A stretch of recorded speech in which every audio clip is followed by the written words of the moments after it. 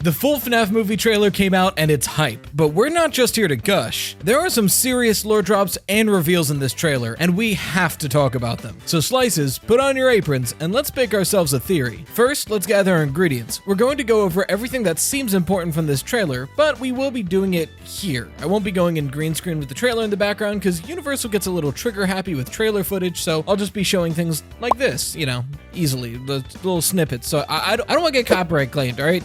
I need to get bread. And this isn't necessarily going to be an Easter egg hunt. We're going over specifically details that I think are important to the lore, not just cool things that I noticed. There are already videos out there that have done that way better than I ever could. And one more thing to keep in mind. We're still not sure yet if this movie is going to be taking place in the same continuity as the games. It could very well be its own separate timeline like the Silver Eyes novels. We're not sure, so keep that in mind as we go forward. Also, happy Pride. I did my best for the colors on this one. I really wanted to do a trans flag, but I don't have pink available to me, so I did the lightest red I have and the lightest blue I have. But trans rights. Immediately, we get an in-canon explanation why in the hell anybody would take this job. We see that Mike's house has a notice of delinquency. For those who don't know, that essentially means he's not making enough payments to the bank, and the bank is threatening to take his house from him. Because under capitalism, shelter is not a human right, but a privatized commodity. He's speaking to a career counselor, and he literally says, "I'll take anything." So clearly, he's down on his luck and is desperate for a job. Side note, I don't know if it'll be important, but this sun clock and yellow lamp are very reminiscent of the sister location cutscene room, which could imply that this is the original Afton house.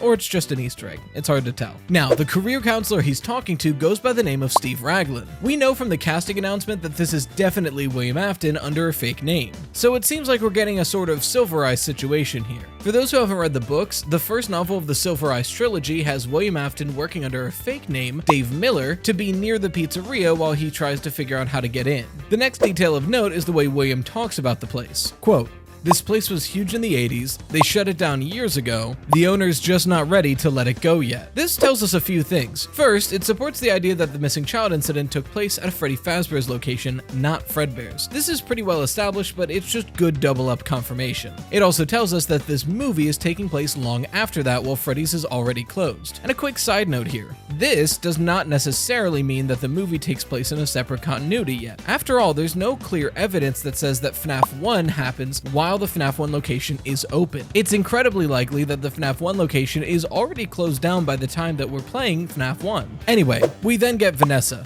She is weirdly knowledgeable about Freddy Fazbear's. Almost matter-of-factly, she straight up says, "Hey, ghosts are real by the way, and the ghosts in this place are possessing the animatronics because there was a horrible tragedy, and they will try to kill you and make Abby into one of them." Which, that's a lot, and also weird that a police officer would just say that but then not do anything as a police officer. Next, we get Mike falling asleep at his desk. Just want to say, as always, I'm always right, because in my last FNAF movie video, I was talking about how several scenes look like they're dream sequences, and I take this bit of the trailer as confirmation that we're probably going to get some kind of dream sequence in this movie. And now I am going back on one of those scenes, but I still hold true that I think this woods scene with the ghost children we see in the teaser and trailer are definitely some kind of dream sequence. Also, while we're here, this is minor, but we could be getting our setting here, because a poster right above the desk boldly says Nebraska. Now, this could just be a random poster, but if this is telling us the movie takes place in Nebraska, this could be the movie's way of establishing that it is a separate continuity from the games, because after all, in the games and in the books, it takes place in Utah. However, more important than the state it takes place or implied murder, Vanessa's wearing a sweater. I'm not joking.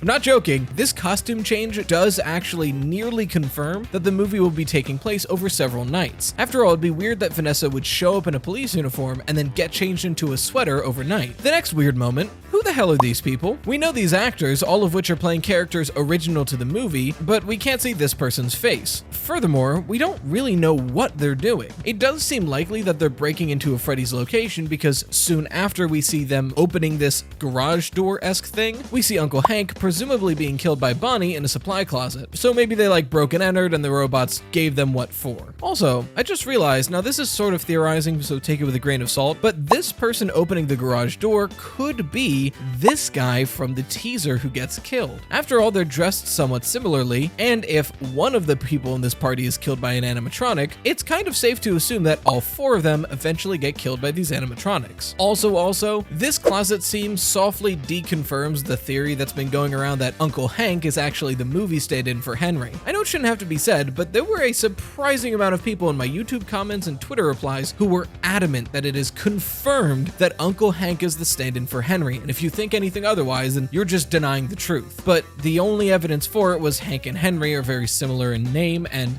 he kind of looks like the most recent depiction of Henry. Regardless, like, it's fine to speculate that, it's fine to theorize about that, but to go around and say that it's confirmed is just ridiculous. And now that we know he dies in the movie, it's even less likely. We then get this drawing seemingly having the ghost children trying to communicate what happened to them, and Vanessa warning Mike that they want to make Abby like them. We're going to come back to that line because I don't think it's true. But first, let's get into the most hype part of the entire trailer. Springtrap is here, he looks awesome, and he's humming the Toreador March while chasing down Mike Schmidt. That's perfect, I love it so much. But let's be clear here. This technically isn't Springtrap, at least I don't think it is. From how fluid he walks to the chin you can see through the mouth, I think this is an alive William Afton using the Spring Bonnie suit to try to do murders. And if so, we might actually get that movie-ending Springlock scene people have been hoping for. Next, we get this scene, which isn't super lore relevant, but two things here. One, from the way they're posed and what they're standing in front of, it looks like the scene might happen right before the cupcake gets sent after Mike, because you see Chica's plate is empty and they're right in front of a vent, so I could see that being what's going on here. Also, look at how sassy these two robots are. Sassy robots, I love them. After these fun sassy robots, a dead body. In all seriousness, this is most likely Vanessa being attacked at her home because we immediately then see her in a hospital bed. After that, we get the infamous leaked scene of Josh Hutcherson absolutely giving hands to this random dude in the fountain.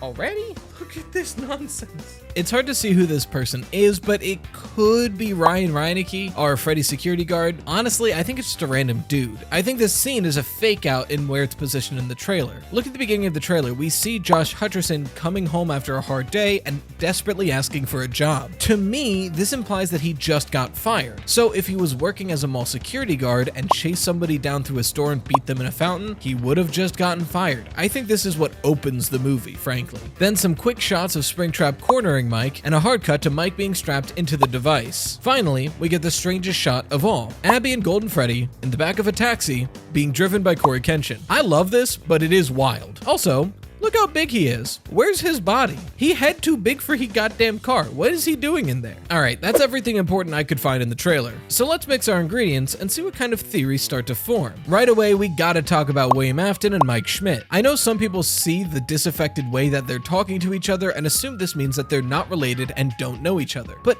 I disagree. I still think Mike Schmidt is Michael Afton. Bake with me for a second. We know that the missing child incident happened years ago, and due to William using a fake name, we know that he's in hiding, presumably with no contact. So if you've been struggling on your own since then, trying to provide for your little sister, for God knows how long, and over the phone you speak to a career consultant, even if he does sound a little familiar, you're not going to immediately assume, are you my long-lost father? You're just gonna be like, oh, he sounds like another old white guy. But even more than the evidence against it, look at the evidence we have for it. Immediately after hearing Mike say his name, William smiles. The fact that Mike Schmidt is the exact name that we're fairly likely Michael Afton uses in FNAF 1 as a fake name to work for the location. And the fact that back to back in these scenes, they wear the exact same colors, just inverted. This all tracks. That being said, what the hell is going on with this movie? Is William just getting people to have slumber parties at Freddy Fazbear so he can do murders? And if he is, why? What is the purpose here? What's going on? Well, I think the answer to that lies in what we've seen before. Specifically, what we've read before. Yep, Rye is talking about the books again. But can you blame me? There are so many parallels. I shouldn't say that word. There are so many similar themes from the movie to the novels. Let's go down the list, shall we? The main character has an incredibly deep connection with Freddy Fazbear's that they don't remember the entirety of. Mike Schmidt, Charlotte Emily, William Afton returning to the area to get a job to stay nearby under a fake name, Dave Miller and Steve Raglan, William Afton using the Spring Bonnie suit to do murders to those who are inside of the Freddy Fazbear's location. There are so many connections, and if there are, what else can we infer? First, I want to harp on Vanessa's line. They want to make her like them. I don't think that's true. In fact, I think it's the opposite. In The Silver Eyes, the big twist ending at the end of the first novel is that although they're too strong for their own good, and they are aggressive in hunting down the teenagers and adults in the building, the animatronics generally are trying to protect the children, not harm them.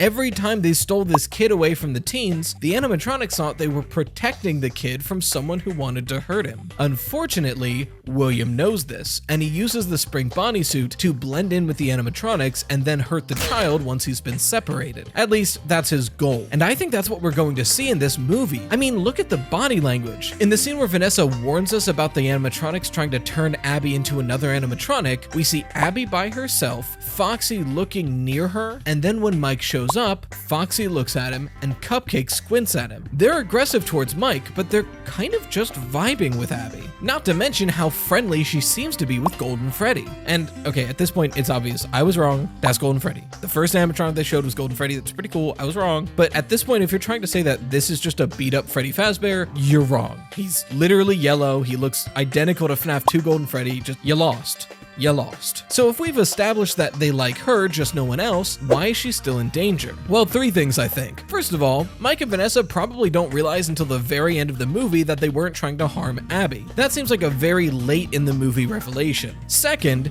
even if they are generally friendly towards Abby, these are big heavy boys. One wrong move and they could seriously injure her. So she is still in danger, don't get me wrong. But third and most prescient, William Afton. We see him wear the Spring Bonnie suit and hum the animatronics song in the Freddy Fazbear's location. I think it's incredibly likely that even if they figure out that the animatronics are friendly to Abby, William is a still clear present threat, and because he's wearing the suit, they don't see him as human and they don't hunt him. Not to mention, there's one more insane thing that I've seen in this trailer, and it's the idea that somebody would watch this far into the video and not subscribe, because it really helps out my channel. Thank you very much. So if that's all true, we still have questions. Who are these people and what are they doing? What is this contraption? And why do Abby and Golden Freddy take a goddamn taxi away from the location? Well, I do have some ideas for all of those, so let's pop our mixture into the oven and see what kind of horrors rise. Mike Schmidt, obviously, isn't the first security guard for Freddy Fazbear's Pizzeria. First there was, well, we don't have a character name for him yet, so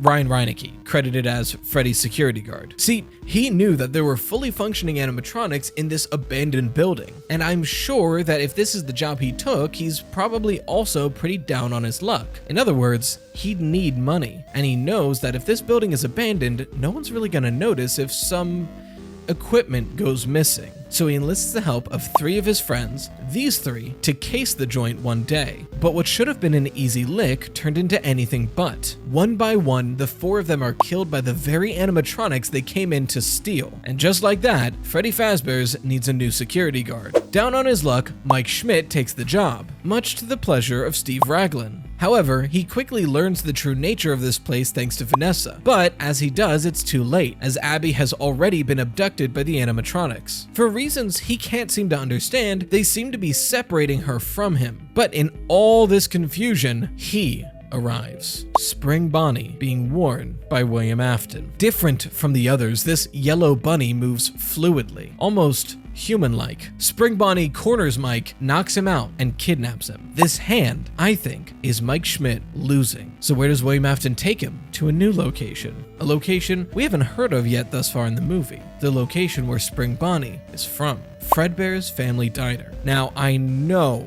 that's a big stretch. I'm leaning in this direction. First of all, we have Spring Bonnie and Golden Freddy, the restaurant these 2 came from. Not to mention, and skip to here if you don't want to hear this, but there was a leak of 2 casting calls that we have no explanation for otherwise. The Puppet and Balloon Boy. Now in the games, we have no evidence to say they were ever in a Fredbear's location, but regardless, that could be what the movie is going for. That being said, once Mike comes to, he finds himself strapped in a chair, much like Carlton was trapped in that Silver Eyes scene with the Springlock suits. Because this chair isn't just some weird chair, it's how William intends to stuff Michael Afton into a Springlock suit. Because William takes off the Spring Bonnie mask and explains explains everything. What William didn't account for, though, was someone he left behind, Abby, still at the pizzeria. Here's my thinking. Mike Schmidt knows that he probably isn't allowed to bring Abby to this job. After all, most jobs won't want the liability of a random child sleeping at the location, so he probably snuck her in. And while she was hiding from the animatronics is when I think William acted. So he might not even know Abby exists at this point, and that's to their benefit. Because at Freddy Fazbear's Pizzeria, Abby finds Golden Freddy, and she asks for his help to find Mike Schmidt. Golden Freddy would know where Fredbear's Family Diner is, that's where he came from. So the two of them take a taxi to it, which is an incredibly funny scene I still can't get over, and they manage to save Mike and activate William's spring locks, killing him inside and keeping him away for good. But that still leaves one major question. Who is the unnamed female villain? I actually still like my previous prediction for who she is, and you can find it right here. As always, a huge shout out to the Toasted Slices, the best channel members around, and until next time, as always, stay toasty, Slices.